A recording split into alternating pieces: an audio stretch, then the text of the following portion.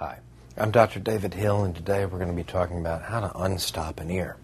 When people talk about a stopped-up ear, they usually mean a sense of fullness or loss of hearing in one ear or in both ears.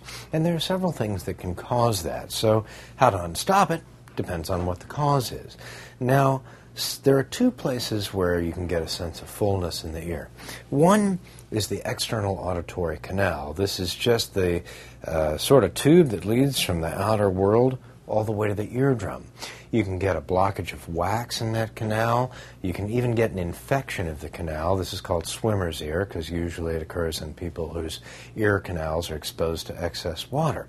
If you have swimmer's ear, you're probably going to need to see a doctor. That's accompanied usually by pain, sometimes by discharge from the ear, and you're probably going to know it because when you touch your ear, it's going to hurt.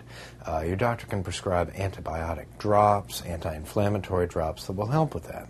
If you have wax in your ear, you may really also want to see a doctor about that. There's not a lot of really good ways to get wax out at home, but your doctor will be able to remove it for you. The good news with earwax is that unless you've been jamming it down in there with a Q-tip, it's likely to come out on its own given a little bit of time. Now, the other reason that ears get stopped up or blocked up has to do with pressure in this area right here. This is the middle ear, and it holds the bones that conduct sound to the cochlea where sound is actually heard. Now, the air pressure in this chamber is maintained usually by a little tube called the eustachian tube that connects down into the inside of the nose.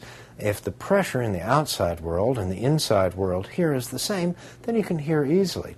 But if there's too much or too little pressure in the middle ear, then the eardrum doesn't move easily and you get a sense of fullness, a stopped-up ear. Some ways to unstop your ear include yawning, chewing gum, anything that opens up this eustachian tube by moving the jaw around or opens up the inside of the nose. Even a nasal spray like Afrin can help if you have a cold or allergies, although you don't want to use it every day. Just use it once or twice and then stop. Those things can help unstop your ears. So, talking about how to unstop a clogged up ear, I'm Dr. David Hill.